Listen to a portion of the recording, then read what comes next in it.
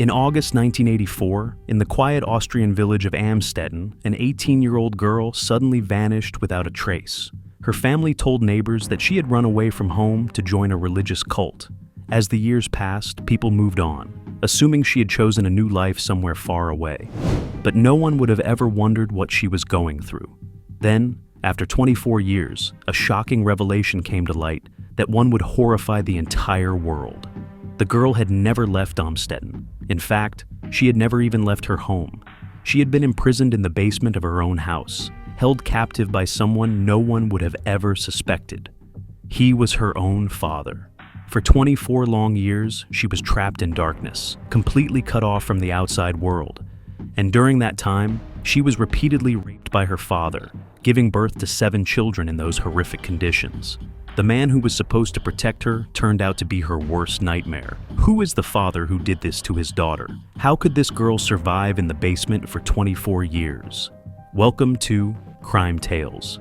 Today we are explaining one of the most disturbing cases, the story of Elisabeth Fritzl. It was the 19th of April, 2008. A young girl brought to the hospital. She was close to death. Doctors were unable to find what disease the girl was suffering. They discovered an unusual thing that the girl was not on any civil registry, as she had never existed. To find out who is this girl in such terrific condition, the look for police and the mystery was going to solve. The police find out that her mother, Elisabeth Fritzl, photo of Elisabeth, was disappeared in 1984. Then the police started investigation into the case that started 24 years ago. It started on the 28th of August, 1984, in a small village of Austria in Amstetten. An 18-year-old girl suddenly vanished without a trace. Her name was Elisabeth Fritzl. According to her parents, she left the home with no explanation and without taking her personal belongings, and she joined a religious cult. Elisabeth was the daughter of Joseph Fritzl and Rosemarie. They got married in 1956. At that time, he appeared to be a disciplined, intelligent man working as an electrical engineer. But beneath that image was a deeply disturbed individual. In 1967, just over a decade into his marriage, Joseph was arrested and convicted for being a 24-year-old nurse. He was sentenced to 18 months in prison, but, disturbingly, his criminal record was later wiped clean. Elisabeth was the 4th child of Joseph and Rosemarie. On the day she vanished, Joseph Fritzl called Elisabeth into the basement under the pretense of needing help with a door that he was constructing this secret basement in the late 1970s. He drugged her and chained her to a wall. Elisabeth tried, so had to escape herself. She cried for help, but no one was there to help her because it was soundproofed and hidden behind multiple locked doors. That day marked the beginning of a 24-year-long nightmare. Joseph Fritzl wasn't just a father. He was a monster hiding behind the mask of a normal man. No one could have imagined the horror that lay beneath his house and the cruelty being played by Elisabeth by her own father. This wasn't a crime of impulse. It was a premeditated plan, calculated and cold. Joseph had always exerted control over Elisabeth, even when she was a child, but no one around her saw the warning signs. Or perhaps they chose not to.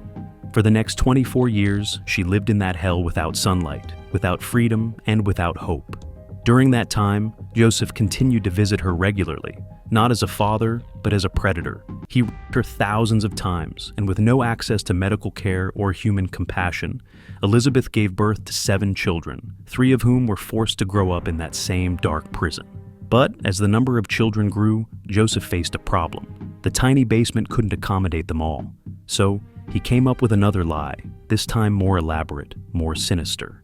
He made a plan. Whenever a baby was born, he would live upstairs. Joseph would sneak the infant out of the dungeon, usually in a cardboard box, and leave the child on his own doorstep. Then, in the morning, he would pretend to be shocked. He'd call out to his wife, Rosemarie, and say, "Look, Elisabeth must have left this baby for us. She's joined a cult and can't raise her child. She wants us to take care of it." To make his story seem more believable, Joseph forced Elisabeth to write letters. In these letters, she begged her parents to look after the child, claiming she couldn't care for them due to her life in the cult.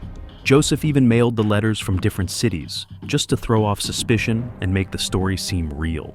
Rosemarie, unsuspecting and desperate to believe her daughter was still alive somewhere, accepted the children as her grandchildren. She raised 3 of the kids, Lisa, Monica, and Alexander, as if they were adopted.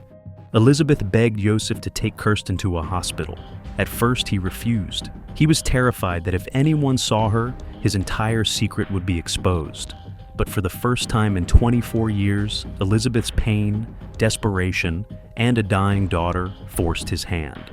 So, on April 19, 2008, Josef Fritzl emerged from the basement with Kirsten in his arms. He took her to the Amstetten hospital, telling doctors she had been left at his doorstep again, repeating the same old lie about Elisabeth being in a cult. But this time, the doctors were suspicious. Kirsten was pale, malnourished, and severely underdeveloped. Her teeth were rotten. She had no identity, no medical records, no birth certificate, no civil registry, as if she didn't exist. The hospital alerted the Austrian police. Authorities started investigating, and they made a public appeal, asking the mother of the girl to come forward and explain her condition. Here, a good thing done by Josef to Elisabeth that he had provided a TV in the basement for Elisabeth to watch. Hearing this news, Elisabeth knew the time had come. After 24 years in chains, after being silenced and tormented, she convinced Josef to let her visit the hospital on the condition that she would maintain his lie, and she agreed to maintain. But something inside her had changed. When Elisabeth enters the outside world for the first time in decades, she was terrified, confused, weak, but she found her courage. At the hospital, police questioned her, and she broke down. After hours of interrogation and reassurance that she and her children would be protected, Elisabeth told them everything about the cruelty she was facing. She told them about the 24 years in the basement, the births, the lies, the abuse, the death of one child who died in her arms whom Josef burned in a furnace, and how he had destroyed her life and the lives of her children. The police acted immediately. That same night, Josef Fritzl was arrested. Rescue teams stormed the Fritzl house, and for the first time ever, the hidden doors to that secret dungeon were opened, revealing a nightmare that left even experienced officers in shock. The other children, pale, trembling, frightened, were carried out one by one. They had never seen sunlight, never spoken to anyone except their mother and each other. After his arrest in April 2008, Josef Fritzl's double life was exposed to the world. The once respectable engineer was now revealed as one of the most monstrous criminals in the history. Media from across the globe gathered outside the small town of Amstetten, struggling to understand how such horror could exist unnoticed for 24 years, right beneath a normal suburban home.